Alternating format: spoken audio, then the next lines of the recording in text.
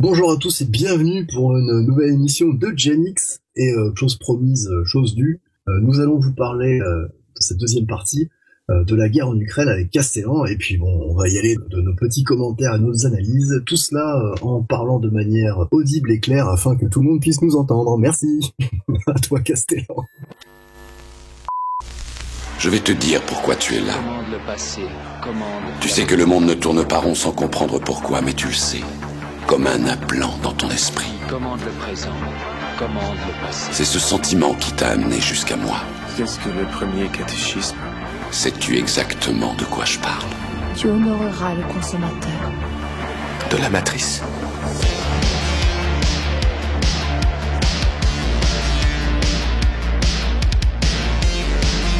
Eh bien, mes chers amis, bonsoir à vous et bonsoir à nos auditeurs. Donc oui, on va parler de la guerre en Ukraine. Alors, j'essaie d'être assez exhaustif. Ouais. Il y a deux trois bricoles. Ça pourrait prendre 4 ou 5 heures à l'émission quand même. Oui, mais ce que je veux dire, c'est que on a déjà un peu abordé le sujet il y a quelques temps. Là, c'est une sorte de mise à jour. D'accord. Donc, la première chose en fait qu'on peut voir, c'est au niveau de la situation du terrain. Hein. Donc, le ministère russe des Affaires étrangères a posté des vidéos qui viendraient de troupes ukrainiennes sur place, qui montrent en fait des drones avec d'étranges contenants, dont certains sont dans des frigos et en fait ce seraient des armes chimiques. Alors il n'y a pas de preuves matérielles, mais il y a un fort soupçon, ou en tout cas un fort faisceau d'indices. Bon, je pense que cette guerre en Ukraine, les conventions de Genève depuis un moment, l'armée ukrainienne elle s'est assise dessus avec la bénédiction de tout l'Occident. Pour ce qui est de l'offensive russe, elle va de son entrain. Tout le monde pensait que l'offensive russe allait être la bataille de course numéro 10 ou peu importe, mais non, en fait, ils vont de micro-chaudron en micro-chaudron. Hein, ils grignotent lentement mais sûrement à la russe. Ils sont pas pressés. Et toujours en situation de terrain, un truc. Alors, ça a été une des grosses complaintes de Viktor Orban notamment, mais pas que lui. Il y a aussi eu une députée plutôt nationaliste roumaine qui en a parlé aussi, puisque l'armée ukrainienne en rôle de force des ressortissants qui sont d'ethnie hongroise, roumaine, polonaise, etc. pour aller combattre contre les Russes. Ça, c'est le point de la situation de terrain, très rapide. Plus important, donc en deuxième point, ça a été les deux articles de Seymour Hersh. Donc Seymour Hersh, c'est un journaliste d'investigation américain. Alors, faut bien comprendre que Seymour Hersh, l'homme est quand même un vétéran du journalisme d'investigation. Il a notamment gagné le prix Pulitzer, à l'époque où ça valait encore quelque chose. On lui doit alors notamment le scandale de la prison d'Abu Ghraib en Irak. On lui doit aussi le bombardement, je crois, de My Lai au Vietnam. Et donc là, on a la preuve par lui et par ses sources que les USA ont bien commis un acte de guerre en faisant sauter le Nord Stream 2 et le Nord Stream 1 avec l'aide, et ça c'est son deuxième papier, de la Norvège. Donc on a notre usual suspect et puis les hommes de main, ça a été les Norvégiens. Donc c'est typiquement un acte de guerre, selon le droit international classique. Mais bon, après on n'est plus à ça près avec les Américains. Ensuite, pour dézoomer encore un petit peu, là, c'est plus les mouvements plus larges au niveau géopolitique mondial qui s'y prennent par rapport à ce conflit ukrainien. Nous avons l'Union européenne, messieurs, qui veut faire des commandes jointes de munitions. C'est une des dernières, sorties de la Commission européenne. Alors bon, on n'a plus de munitions, on n'est plus capable de les faire nous-mêmes, mais on va quand même gaver avec des sous qu'on n'a pas, puisque c'est la BCE qui nous imprime nos euros depuis plusieurs assouplissement quantitatif, comme on dit en économie, de l'impression de billets, Monopoly. Donc, on va gaver les différents lobbies militaro-industriels occidentaux avec ça. Très bien pour eux, grand bien leur face. Plus lointain, mais qui est quand même lié à la question ukrainienne, mais d'assez loin, puisque on a la Chine continentale, donc, qui s'est posé la question dernièrement, de manière plus ou moins officielle, sur la possibilité qu'elle aurait livrer des armes à la Russie dans sa guerre qui l'oppose à l'Occident. Les États-Unis n'ont pas le droit d'attaquer les relations sino-russes. Ce sont des sanctions unilatérales typiques de Washington qui nuisent aux intérêts de la Chine. Nous n'entendons en aucun cas tolérer les menaces et les pressions des États-Unis. La Chine adhère à une position objective et équitable sur la question de l'Ukraine. Washington fournit constamment à Kiev des armes meurtrières d'une valeur de plus de 32 milliards de dollars. Et en violation des accords conclus avec Pékin, vend des armes à l'île de Taïwan. Cela conduit à des guerres et des conflits sans fin. C'est très hypocrite. Nous exhortons les États-Unis à réfléchir, à prendre en compte l'intérêt de tous les pays, à faciliter les négociations et également à lever les sanctions contre les entreprises chinoises.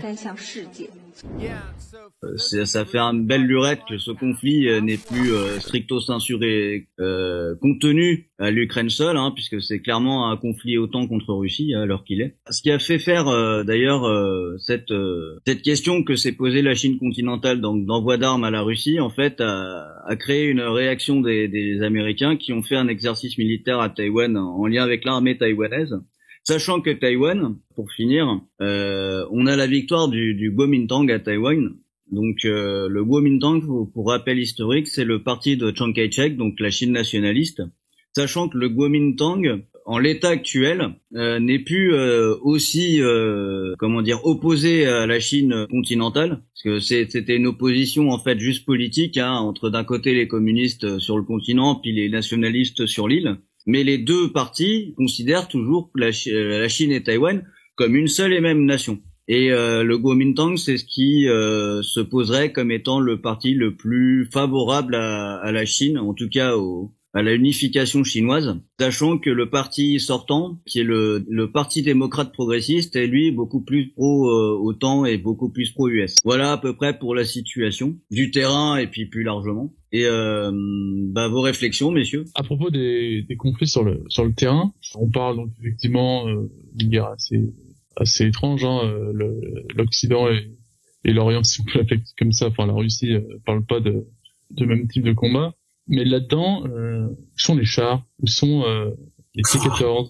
Parce que les T-14, apparemment, le meilleur char du monde, on n'a pas vu l'ombre de son canon. Alors certes, mais il faut savoir que le T-14, en fait, il y en a pas tant que ça, en fait, qui ont été, c'est sur un programme à long terme, que les Russes veulent fournir l'armata de manière généralisée à leurs troupes. Pour l'instant, c'est plus du T-90, c'est des chars qui sont quand même relativement solides et qui sont bien plus nombreux en fait. Les premiers T-14, c'est quand même des années 2010 où ils ont commencé à être sortis et c'est sur 15-20 ans la dotation dans les régiments. Donc là, ils sont pas assez nombreux quoi. Et apparemment la chaîne logistique des chars, j'avais entendu ça, mais avait l'air d'être de plus en plus fonctionnelle en Russie. Est-ce que c'est pour faire des T-90 ou pour faire des T-14? C'est pour faire de l'équipement pas cher et fiable, puisque de toute façon là le complexe militaro-industriel russe il est sur le pied de guerre. Ils sont clairement, c'est-à-dire que ils ont pas tout à fait transitionné sur une économie de guerre en Russie. Mais il y a quand même beaucoup de choses en tout cas leur complexe militaro-industriel et tout ça, il est à fond les ballons. Et ça depuis en gros, ça date depuis à peu près la décision d'augmenter les effectifs. Ça, quand ils sont passés de l'opération militaire spéciale à un effectif beaucoup plus à la fois combattant et non combattant, puisque pour un soldat il faut plusieurs personnels derrière, logistique, médical, etc. Quand ils ont décidé de gonfler les objectifs à là combien ils étaient 150 000 en février dernier, donc il y a un peu plus d'un an. Ils ont décidé donc de recruter 300 000 volontaires de plus, réservistes et volontaires, tout confondus. Si tu veux, j'ai les chiffres. Vas-y. D'après l'International Institute of Strategic Studies, il y a 196 000 militaires actifs. 180, ouais, mais c'est plus les réservistes. Parce qu'en fait, là, les troupes, l'effectif qu'ils ont gonflé, en fait, est parti à l'entraînement, donc pendant un certain temps. Et là, ils commencent à apparaître sur le champ de bataille, sur le front. Et les Russes vont pas faire de grosses offensives comme on pourrait s'y attendre, de type choc et effroi, comme les Américains ont fait en Irak pendant la deuxième guerre d'Irak, celle de 2003. Ils vont faire des micro-chaudrons, hein, ils vont grignoter petit à petit, ils verront quand ils arriveront au niveau du Dniepr. Après, c'est pas toujours évident, en fait, d'avoir des sources sûres. Bon, après, il y a des sources qui sont quand même un peu plus fiables que d'autres, comme le colonel McGregor ou Scott Ritter. Côté européen, c'est assez dur de trouver à part Xavier Moreau, mais c'est assez dur de trouver des sources fiables. Oui, disons fiables, ou en tout cas qui sont en dissonance avec le discours officiel, parce que des sources plus fiables que les sources, on va dire, dominantes. Ah, mais voilà, c'est ce que je veux dire par là, et ça c'est un truc important, je pense, à préciser, c'est que alors, moi Xavier Moreau me paraît tout à fait pertinent, hein, je dis pas, McGregor aussi, etc. Mais sont-ils réellement fiables? Moi, quand j'écoute McGregor, je me pose toujours la question de pour qui roule-t-il? Oui. Et en même pour Moreau. Et si, du point de vue du média dominant, on sait pour qui eux ils roulent, les gens qui font de l'information alternative entre guillemets, on ne sait jamais pour qui eux ils roulent. Donc moi, je préfère me dire que peut-être sont-ils fiables, ok, mais en tout cas, ils me permettent, en utilisant les informations courantes, on va dire, plus les informations alternatives, ça permet d'avoir une image de ce qui se passe.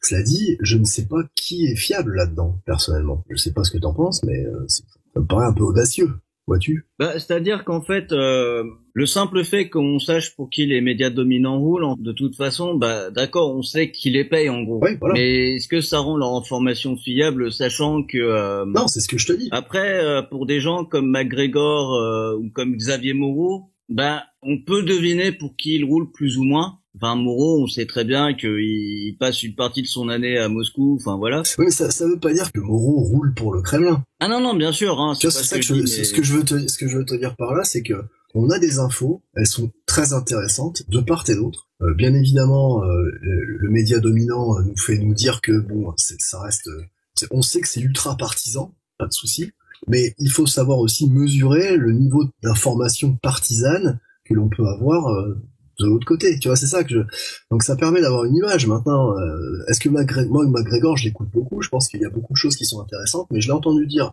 un ou deux trucs que je remets un peu en question, personnellement. Après, de toute façon, c'est toujours la même chose, hein. Ce qui va rendre une information fiable, c'est le fait de recouper diverses sources, hein. C'est le fait d'avoir une image relativement objective par le recoupage de plusieurs sources. Moi, dans cette affaire de l'Ukraine, ce qui est certain, à mes yeux, c'est qu'effectivement, les puissances alliées, entre guillemets, veulent déclencher quelque chose parce qu'elles sont en fin de vie et il faut absolument que ça parte en couille. Ce qui est complètement délirant, c'est de voir des écolos qui poussent à la guerre, quoi. Oui, ça, mais... Ces mecs-là sont géniaux. J'ai envie de te dire que les écolos, ils sont pas à une connerie près, hein. Regarde, on a bien eu Greta Thunberg qui naguère se défendait les moulins à vent et qui maintenant, en fait... rouspète contre les moulins à vent parce que on fait des moulins à vent sur les terres des Samis en Norvège. Génial. Et d'ailleurs, en parlant de biologie et d'écologie, tu parlais des drones avec des armes chimiques ou des trucs comme ça. Avec des contenants, on sait pas trop ce qu'il y a dedans. C'est que là où je mets des grosses pincettes, c'est que c'est quand même quelque chose qui nous vient du ministère russe des Affaires étrangères, de sources qu'eux-mêmes auraient eu, puisqu'apparemment ça a l'air d'être des soldats ukrainiens qui se seraient filmés. Les soldats ukrainiens, ils ont l'air d'être pas mal présents sur les réseaux sociaux. C'est très curieux parce qu'on voit quand même des sortes de contenus un peu blindés dans des frigos. Et d'après ce que Moreau et d'autres ont l'air Moreau, a priori, comme il comprend le cyrillique et tout, disons que je vais pas trop remettre en cause sa compréhension du cyrillique, mais a priori, ça a l'air d'être des contenants de produits chimiques. Ouais, mais parce que au début du conflit, pardon de m'accorder, mais au début du conflit, on parlait de découverte de laboratoires d'armes chimiques. Oui. C'est à ça que je voulais en venir, parce que c'est Victoria Nuland qui l'a quand même ouvertement admis. Ukraine has L'Ukraine possède sur son territoire plusieurs laboratoires de recherche biologique. Et ce que nous craignons, c'est que les troupes russes cherchent à en prendre le contrôle. Nous travaillons donc avec les autorités ukrainiennes pour voir comment ils peuvent faire en sorte d'empêcher que ce matériel de recherche biologique puisse tomber entre les mains des Russes s'ils devaient s'en approcher. Je crois qu'il y a 26 centres de recherche. Parce qu'en fait, ce qu'il faut savoir, c'est que sous Clinton, les Chinois faisaient de la recherche expérimentale aux États-Unis. Oui. Ils se sont fait virer. On leur a dit non, c'est illégal, cassez-vous. Alors, du coup, les Américains se sont mis à financer des trucs comme Wuhan, avec les Français bien sûr, pour aller faire des expérimentations un peu limites. Et du coup, en fait, c'est tout à fait raisonnable de penser que les laboratoires de guerre bactériologique sont implantés en Ukraine, puisque ça permet en fait, dans un pays extrêmement mafieux, qu'est l'Ukraine, de pouvoir conduire des choses tout à fait illégales et extrêmement dangereuses. Et c'est pour ça que Victoria Nuland était très très inquiète sur ça. Alors il y a une rumeur qui court sur des virus de type ADN en fait, c'est-à-dire des choses qui peuvent cibler un certain oui, groupe, avec du gain de fonction, et puis des ARN, des virus ARN, etc. Bizarrement. Et de toute façon, dans les laboratoires biologiques qu'il y a en Ukraine, il est clair qu'une bonne partie sont liés aux Américains. Hein. Ça, il y a plus de secret là-dessus. Hein. Ça a limite été quasiment avoué du bout des lèvres par Victoria Nuland elle-même. Ah non, plus que du bout des lèvres. Attends, elle était super inquiète. Tu te souviens pas? Ouais, mais ça c'était le narratif. Hein. Maintenant, enfin, je veux dire, t'as quand même pas mal de journalistes d'investigation américains, alors qui sont peut-être pas du gabarit de Seymour Hersh, mais qui sont des gens relativement sérieux, qui ont fait du terrain et qui ont remonté un peu la piste des financements, et ça remonte très très haut dans dans la classe politique permanente américaine, et ça pourrait même éclabousser Nuland et son mari. Donc. Les Biden, oui, mais ça c'est sûr, eux ils sont dans tous les coups fourrés depuis la guerre du Vietnam. Et le fils Biden, mais c'est clair. Donc là, il y aura... déjà, de toute façon, sur ses SMS, le fils Biden, quand il parlait de son père, il parlait du Big Man, donc... Oui, tout à fait. L'Ukraine, c'est vraiment... je connais un petit peu parce que au cours de ma vie, je me suis trimballé dans ces endroits-là. Kiev, il y a 10 ans en arrière, peut-être un peu plus même, fallait y aller protégé déjà à l'époque. Hein. Ça va vous faire sourire parce que ça m'a fait avoir une image en fait de l'histoire de l'Ukraine, ce que c'est devenu l'Ukraine aux yeux des États-Unis et tout. Et ça me faisait penser en fait à cette séquence dans le Parrain 2 où tu vois les Corleone qui vont à la Havane du temps de Batista, hein, le dictateur cubain. C'est ça. Et en fait, Kiev c'est la Havane du temps de Batista en fait, avec comme tête de proue ce chef d'État phénoménal qui naguère avant d'être élu était un spécialiste du piano à queue. Je n'en dirai pas plus. Les gens iront chercher de qui il s'agit. Alors chers amis, chers auditeurs, c'est le moment pour moi de vous rappeler de cliquer sur le pouce en l'air, hein, si vous avez aimé cette émission. N'oubliez pas de commenter, de partager. Si vous n'êtes pas encore abonné, c'est le moment, hein, vous connaissez l'exercice. Cliquez sur la cloche pour bien être averti à chaque fois qu'on sort une nouvelle vidéo. Je vous rappelle aussi que nous avons mis en place les cercles de gentilshommes. Hein, on est présent dans 17 régions de France. Adressez-vous sur notre Discord. Nous avons tout un arsenal de réseaux sociaux sur lesquels vous pouvez nous trouver. On est aussi sur Instagram. Et c'est l'occasion pour nous tous de nous réunir dans le réel et de lier des liens, des vrais liens. Vous pouvez aussi nous soutenir sur Tipeee, parce que bien sûr, on a besoin de matériel pour créer des émissions. Tous les liens sont dans la description. Venez nous rejoindre dans le réel, ça nous fera très plaisir. Merci. Tu sais que le monde ne tourne pas rond sans comprendre pourquoi, mais tu le sais. Mais là, bon, après voilà. Maintenant, moi ce qui me fait un peu sourire aussi, si tu parlais des chars, c'est pour ça que j'ai ricané tout à l'heure. Je comprends pas trop où sont, une fois de plus, je le répète, où sont les batailles de chars. Et quand tu regardes parce qu'en fait on est sur une guerre vachement informative, etc. On voit beaucoup de choses. Et on voit très peu de chars. On en voit un ou deux. Vous avez certainement vu cette vidéo où on voit un char russe tirer à bout portant sur un char ukrainien. Déjà tirer à bout portant, je comprends pas comment c'est possible. Enfin bon, bref, il y a un problème. Et quand vous voyez les efforts que font les Occidentaux pour envoyer des chars, mais c'est peanuts, quoi. C'est-à-dire qu'en fait, si vous regardez les exercices, je suis en train de lire un bouquin sur la passe de Fulda. Enfin, pour ceux qui connaissent pas, vous irez chercher ce que c'est la Fulda Pass, le col de Fulda. C'est les exercices militaires qui étaient faits par l'OTAN en prédiction de l'invasion du pacte de Varsovie. À l'époque, on estimait que le pacte de Varsovie pouvait rouler jusqu'à Paris en 3 jours. Dans tous les exercices militaires qui étaient faits, ils pressentaient bien que le rouleau compresseur du pacte de Varsovie allait littéralement éclater la défense de l'OTAN, et justement le point d'achoppement c'était Fulda. Aujourd'hui, je vois pas comment l'effectif européen peut espérer gonfler suffisamment une armée qui de toute façon est exsangue pour aller se battre contre l'armée russe. Enfin, c'est du délire total. D'après les sources que j'ai et les différents chiffres qu'on a, en un an, les Ukrainiens ont perdu à peu près, alors entre les pertes sèches, c'est-à-dire les morts, et puis les blessés, ils sont à peu près à 300 000 en un an, ce qui représente la totalité des pertes américaines, blessés et morts compris, sur l'ensemble de leur action pendant la Seconde Guerre mondiale, en un an. Voilà, sachant que ils sont plutôt trop dans une logique de guerre de mouvement, ils sont plus dans une logique de guerre de position. Tu prends par exemple la Bakhmout, il y a beaucoup de gens, et surtout dans les médias dominants.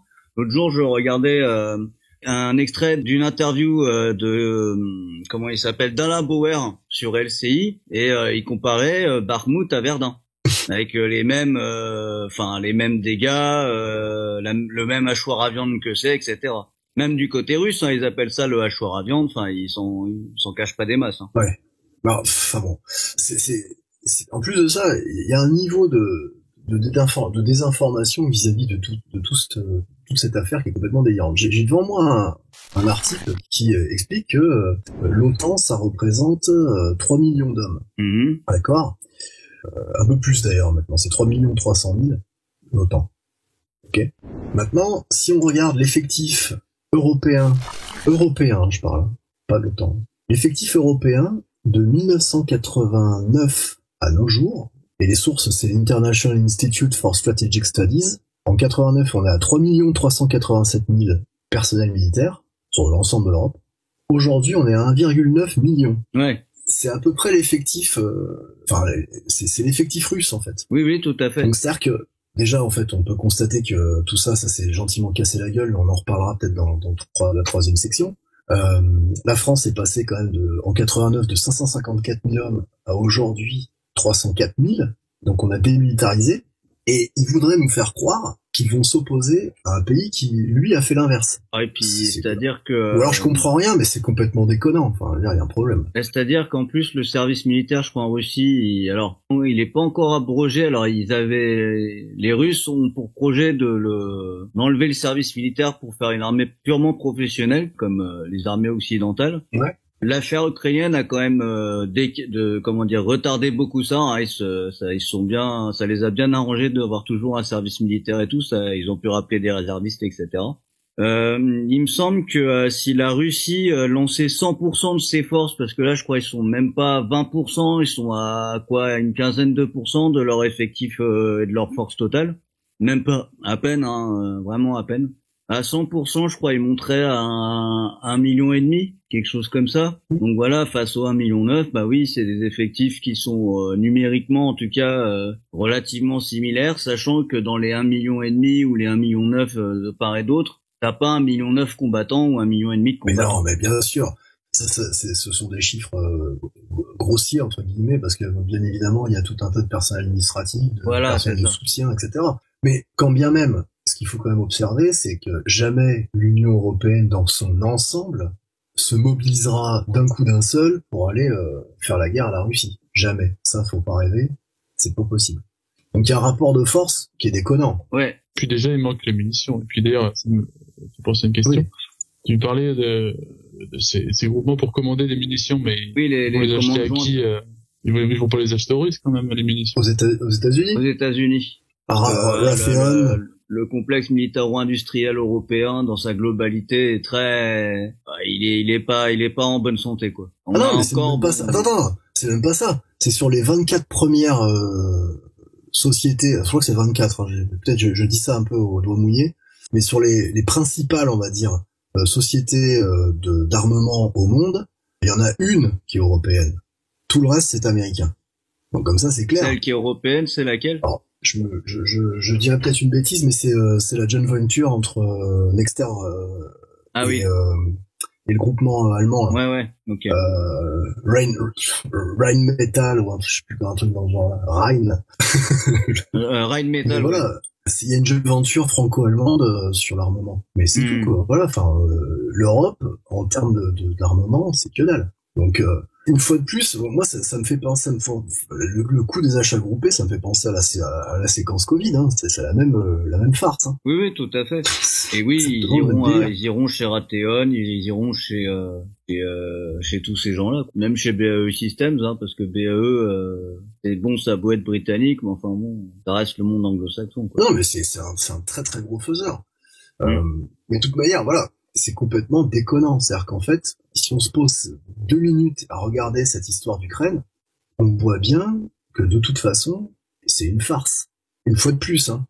À mon sens, après, peut-être, dans les commentaires, je risque de me faire assommer par tout un tas de types, comme d'habitude. Mais c'est une farce. Il y a vraiment rien de cohérent dans cette histoire. Mais que dalle, hein. On est en train de vivre la mort de l'Empire romain, sans toute proportion gardée. Ah oui, clairement. De toute façon, en fait, côté occidental, enfin côté OTAN plutôt, il y a clairement une volonté d'escalade. Hein. D'ailleurs, les Russes, je trouve qu'ils se comportent très très bien et ils font tout pour éviter que l'escalade aille trop vite de leur côté. Alors que côté OTAN, enfin, on voit clairement la volonté d'escalade, hein, surtout que les démocrates et les néoconservateurs, c'est quand même des vats en guerre pas tentés, vu que de toute façon ils partagent une même vision du monde, ces gens-là. Le territoire ukrainien, on a quand même en tête, nous autres qui sommes un peu informés, le grand échiquier de Brzezinski, hein, qui parlait de l'Ukraine comme étant le pivot eurasiatique. Voilà. Donc il y a quand même tous ces... Attends. Le grand jeu au 19e siècle, tu te rappelles, on en parlait par rapport à la guerre, évidemment. La guerre de Crimée. La Crimée. Ça commence là, hein, de toute façon.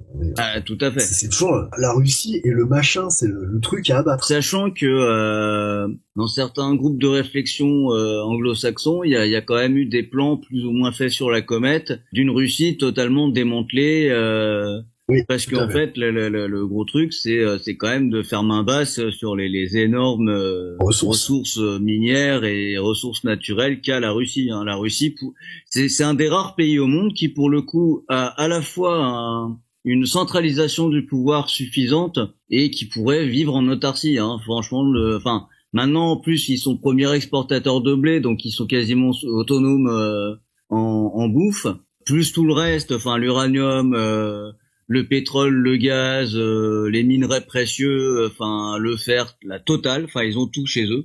Franchement, demain, ils fermeraient toutes leurs frontières, ils feraient pas de commerce, ils pourraient tranquillement, ça serait un des rares pays, je pense, voire peut-être le seul à pouvoir le faire. Même la Chine pourrait pas, parce que la Chine n'a pas tout ce qu'il lui faut. Et non, après, oui, la Crimée et la zone ukrainienne, ça a toujours été un contentieux entre les intérêts thalassocratiques anglais puis américains et oui. Il faut absolument interdire à la Russie l'accès à la mer. Ça a toujours été le. Alors oui, l'accès aux mers chaudes, l'accès aux mers chaudes. Port ouvert. Tu rigoles. D'où d'ailleurs aussi la volonté de l'Iran de rentrer comme membre entier dans les BRICS, ce qui permettrait aussi d'approfondir les relations Russie-Iran. Et ce qui permettrait, par l'intermédiaire d'une alliance avec l'Iran, en fait, d'avoir accès à l'océan Indien, au golfe Persique et à l'océan Indien, par la mer Caspienne, etc. Parce que on est en face d'un problème assez effrayant, c'est-à-dire qu'en fait, on a en face de nous la Russie et Vladimir Poutine qui ne peuvent pas s'autoriser à perdre cette guerre.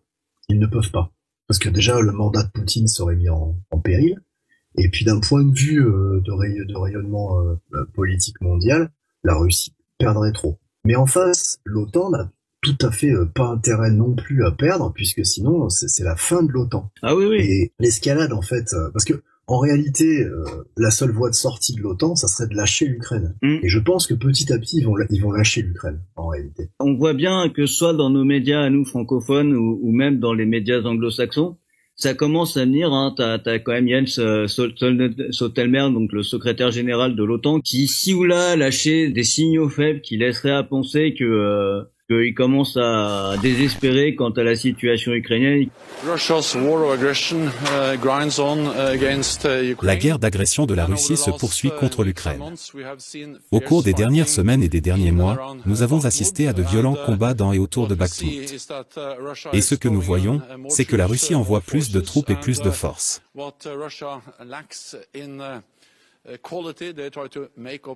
Ce qui manque à la Russie dans la qualité, ils essaient de le compenser en quantité. Ils ont subi de grosses pertes. Mais en même temps, nous ne pouvons pas exclure que Bakhmout puisse éventuellement tomber dans les prochains jours.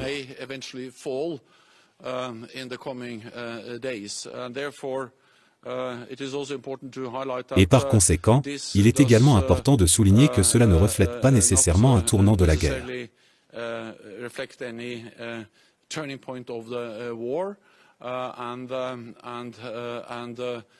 Cela souligne simplement qu'il ne faut pas sous-estimer la Russie. Nous devons continuer à soutenir l'Ukraine.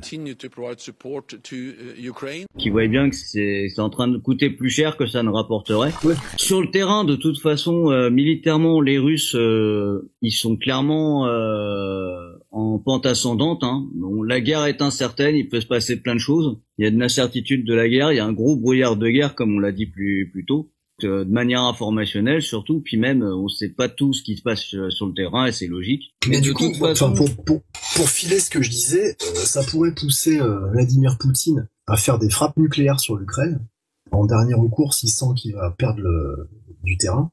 Et dans ce cas-là, l'OTAN ne répondrait pas. Ah bah de toute façon, parce qu'il ne pourrait pas justifier sa frappe. Oui. Il pourrait pas. Mais sachant donc, que de toute façon, côté russe, la doctrine d'utilisation d'une frappe nucléaire, même à petite échelle, ne serait envisagée que si vraiment les territoires annexés, Crimée compris, en fait, seraient menacés réellement. C'est pas le cas. Hein. Maintenant, le front est suffisamment avancé. Mais c'est pour ça que dans tous les cas, à mon avis, ça va continuer à faire monter un peu, à faire crier tout le monde.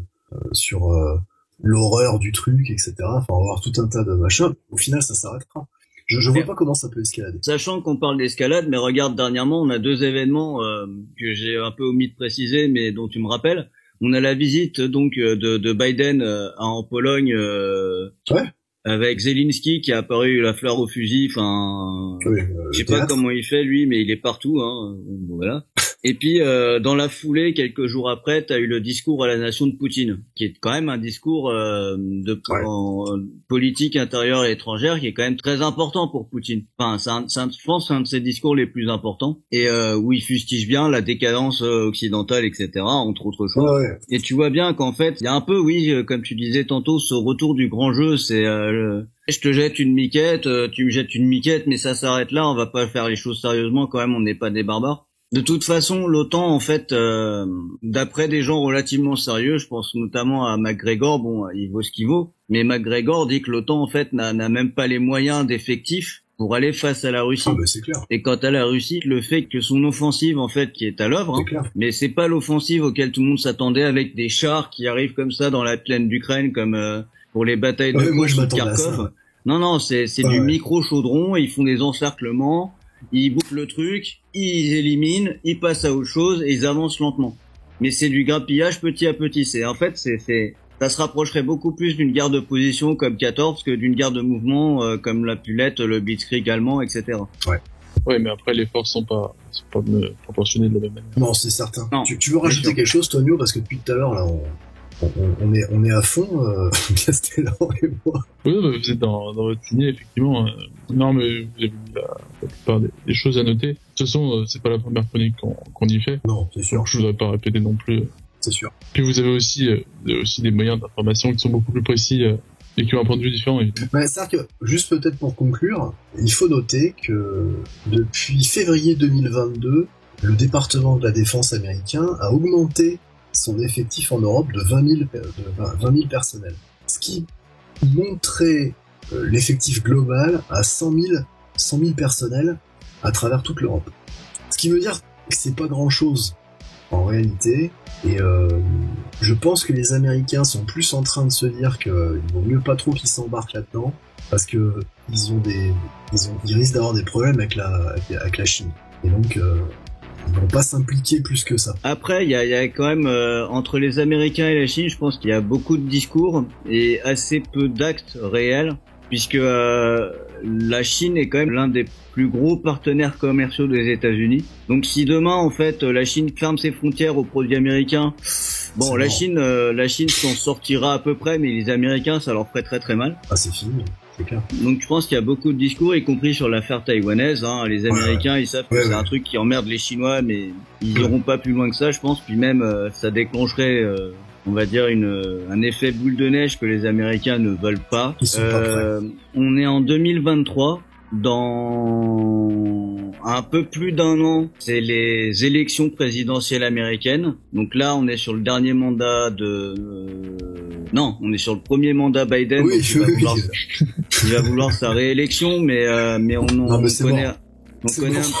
connaît un petit plaisantin qui veut sa revanche. C'est mort. Oui, c'est vrai que tu fais bien de le préciser, l'horizon. En plus, ils sont quand même minoritaires à la Chambre des représentants, les démocrates. Là, l'administration Biden n'est pas forcément dans le meilleur alignement des planètes qui soit en interne.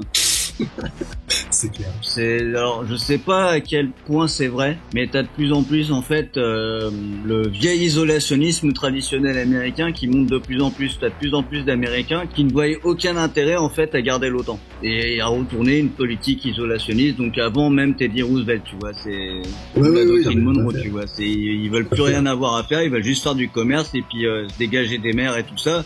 Démerder une ziziche et puis chacun chez soi et les vaches qu'on vient garder. Ouais. Eh bien, on va conclure. Eh bien, on va se quitter là-dessus, colonel. Au revoir. Ce deuxième segment sur la guerre en Ukraine, on a essayé de vous faire part un petit peu de nos impressions. J'espère que tout cela vous aura intéressé. Comme à mon habitude, je vais vous remercier très chaleureusement de nous avoir écoutés. J'espère que c'était tout à fait audible. N'hésitez pas à nous faire part de vos commentaires. Alors effectivement, si c'est juste pour nous parler de la technique, on est au courant que voilà, mais comme disait Castellan, Demerdan Zizic, j'aime bien l'allemand. Eh bien, la semaine prochaine, nous allons vous parler de l'exercice de l'armée française Orion. Merci, à la semaine prochaine.